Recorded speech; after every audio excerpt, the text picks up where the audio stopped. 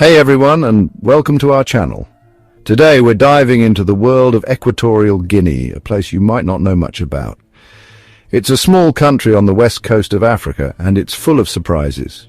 We're going to uncover some really cool and strange facts about Equatorial Guinea that you probably haven't heard before. Get ready for an adventure. First up, let's talk about something really interesting. Did you know that there's a country in Africa where Spanish is the official language? It's a fascinating place with a unique blend of cultures and histories. Equatorial Guinea is the only country in Africa where Spanish is the main language. This small nation on the west coast of Central Africa is a hidden gem that many people don't know much about. The streets are filled with the sounds of Spanish, and it's quite a surprise for many visitors. It's like a little piece of Spain in the heart of Africa. The architecture, the language, and even the lifestyle have a distinct Spanish influence. Walking through the streets, you might feel like you've been transported to a Spanish town, with outdoor cafes and beautiful colonial buildings. This is because Equatorial Guinea was ruled by Spain a long time ago. The Spanish colonization left a lasting impact on the country, shaping its culture, language, and traditions. Many of the historical landmarks and old colonial buildings stand as a testament to this shared history. You can hear Spanish spoken everywhere, from the busy markets of the capital city, Malabo, to the small villages. It's amazing to see how the language has been preserved and is still widely used in everyday life. The markets are bustling with activity, and you can hear lively conversations in Spanish as people go about their day. And the food, you can find delicious Spanish dishes like paella alongside traditional African food. The culinary scene is a delightful fusion of flavors with Spanish and African influences coming together to create something truly special. Street food vendors offer a variety of dishes that reflect this unique blend of cultures. It's a really cool mix of cultures. The cultural festivals are a vibrant display of this fusion, with music, dance, and traditions from both Spanish and African heritage. People come together to celebrate their shared history and diverse backgrounds, creating a lively and colorful atmosphere. Equatorial Guinea is truly a unique place where two worlds meet and blend seamlessly. Now, let's talk about Equatorial Guinea's economy. This small country on the west coast of Central Africa has a unique story to tell. Equatorial Guinea has a lot of oil, which has made it one of the richest countries in Africa.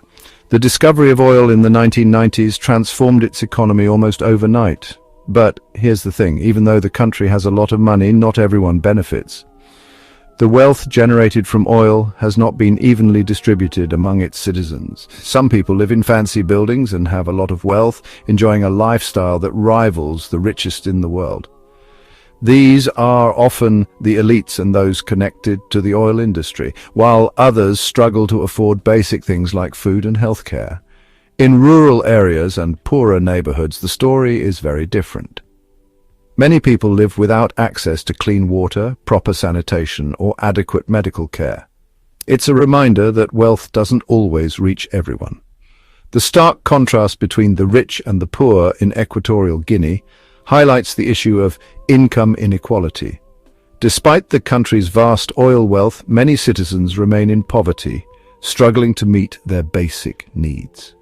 This disparity raises important questions about governance, resource management, and social justice in the country. But here's some good news. Equatorial Guinea is doing really well when it comes to education. This small country on the west coast of Central Africa has made significant strides in ensuring that its citizens are well educated. In fact, it has one of the highest literacy rates, meaning a lot of people know how to read and write in all of Africa. This is a remarkable achievement, considering the challenges many African countries face in the education sector. The literacy rate here is a testament to the country's commitment to education and its future.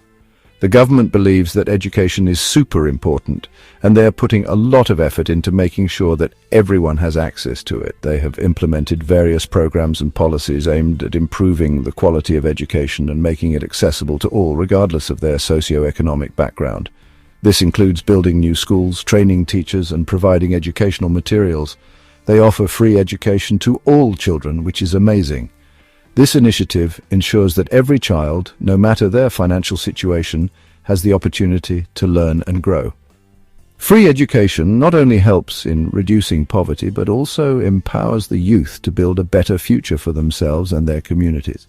The dedication of Equatorial Guinea to education is truly inspiring and serves as a beacon of hope for other nations striving to improve their literacy rates. Okay, time for something completely different. Giant frogs. Deep in the rainforest of Equatorial Guinea, you can find the Goliath frog, the biggest frog in the world. These frogs are huge, sometimes even bigger than a small dog. They have powerful legs for jumping and long, sticky tongues for catching insects.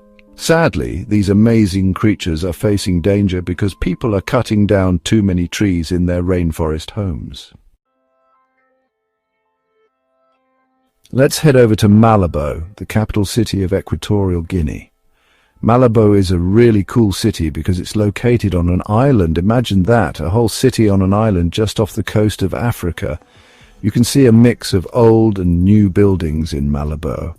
There are beautiful buildings from the time when Portugal and Spain ruled the city, and then there are modern skyscrapers too.